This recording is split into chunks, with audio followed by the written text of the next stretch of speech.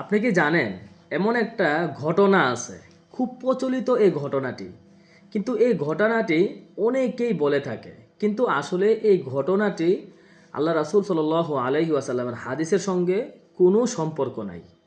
ঠিক আছে, মানে এটা একটা ভিত্তিহীন ঘটনা।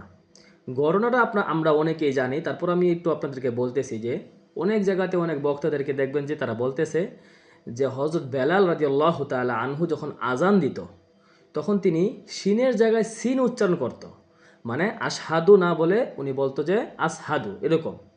তো এই উচ্চারণটার জন্যই হযরত বেলাল রাদিয়াল্লাহু তাআলা আনহুকে একবার রাসূল সাল্লাল্লাহু আলাইহি ওয়াসাল্লাম আজান থেকে দূরে রাখছেন।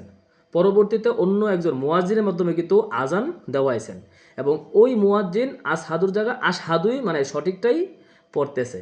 এরপরে যেই এর পরবর্তীতে আপনার জিব্রাইল আমিন ফেরেশতা এই আল্লাহ রাসূল সাল্লাল্লাহু আলাইহি ওয়াসাল্লামের কাছে এসে বলল যে ইয়া মুহাম্মদ, যে আপনার যে এখন আজান হচ্ছে এই আজান এখন আর আরশে পৌঁছাচ্ছে না। তার মানে এটা থেকে বোঝা গেল যে বেলালের আজানটা ছিল এই আল্লাহর আরশ পর্যন্ত পৌঁছতো।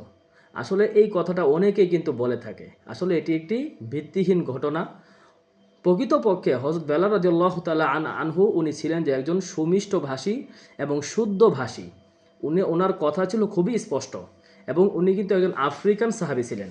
এজন্য অনেকেই কিন্তু এই কথাটাকে ঘুরিয়ে পেঁচিয়ে বলে যে বেলাল রাদিয়াল্লাহু তাআলা আনহু স্পষ্টতা ছিল না, উনি আসহাদু আল্লাহ ইলাহা ইল্লাল্লাহ বলতো।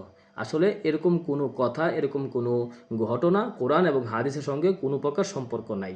আমরা সকলেই এই সকল হাদিস এবং কোরআন, এই ঘটনা থেকে আমরা নিজেদেরকে বিরত রাখার চেষ্টা করব। কোরআন এবং হাদিস ভিত্তিক আমরা যে ঘটনাগুলো আছে এগুলোকে আমরা অনুসরণ করার চেষ্টা করব ইনশাআল্লাহ।